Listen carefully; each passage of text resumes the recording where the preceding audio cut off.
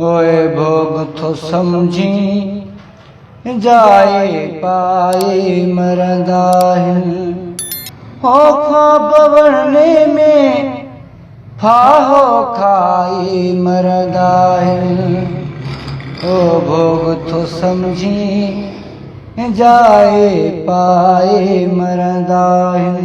Cancer ऐं गुरबत ॿई हिक जहिड़ियूं वबाऊं आहिनि जिन खां आऊं ज़िंदगी जी जंग हाराए चुको आहियां। इहे लफ़्ज़ सिंध जे उन यगाने शाइर जा आहिनि जंहिं मौत जे हंज में वेही लिखियो हो, काथां अलाए आयो काॾे वरी वञे थो, माण्हूअ सां मसइलो आ माण्हू मरी वञे थो। ज़िंदगी जा 2-2.5 वरिया कैंसर जहिड़े मोज़ी मर्ज़ सां सफ़दर मुआदो न पए अटकायो, हिक गुरबत मुआदो पए अटकायो। तॾहिं त हिन गुरबत ऐं कैंसर खे हिक जहिड़ी वबा करार ॾिनो, न त पैसो त कैंसर खे मात ॾेई छॾे। जंहिं ॾींहुं सफ़दर जे विछोड़े जी ख़बर सिंधी अदब मथां कंहिं विज जियां कड़को थी कयो, उन ॾींहुं सिंध असेंबलीअ जा अदाकार पंहिंजा स्क्रिप्ट पढ़ी रहिया हुआ। जंहिं ॾींहुं हिकु शाइर जिस्मानी तौरु तड़पी दम ॾेई रहियो हो, उन्हनि ॾींहंनि में ऐवान अंदरि हिकु वॾी वेरांद थी रही हुई ऐं सिंध जंहिं लाइ वतन आहे, इहो शाइर पंहिंजे फन जो मुज़ाहिरो कंदे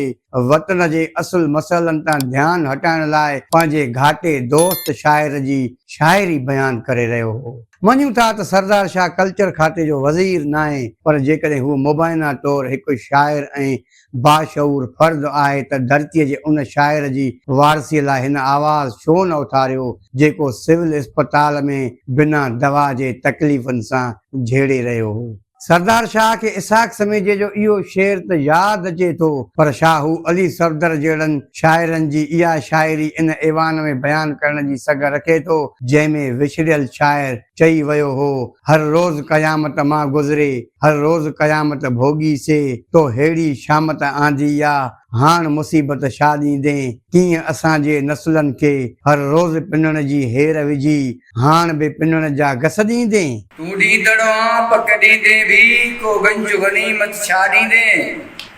आ मुंहिंजे कच्छ में लाश पियो इन लाश जी क़ीमत छा ॾींदे, हर रोज़ क़यामत मां गुज़री हर रोज़ क़यामत भोगी से, तो हेड़ी शामत आंदी या बि हाण मुसीबत छा ॾींदे, तूं कीअं असांजे नसुलनि खे हर रोज़ पिनण जी हेर विझी हाणे बि पिनण जो ॾस ॾींदे,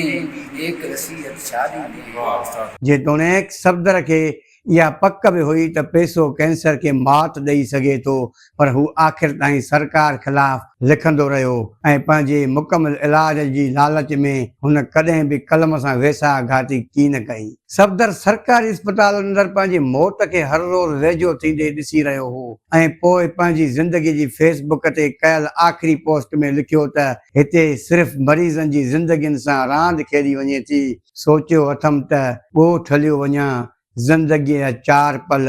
चइनि मासूम बचड़नि सां गॾु गुज़ारियां, लंबी लंबी उमरिया को छोड़ो, प्यार की एक घड़ी है बड़ी। हो जिन जो सोग भी कोन मल्हायो ईंदो आ, रस्तनि जारो लाक जाई मरंदा आहिनि, ओए रस्तनि जारो लाक जाई मरंदा आहिनि, हो ख्वाब वणने में फाहो खाए मरंदा आहिनि, भोग तो समझी जाई पाई मरंदा आहिनि।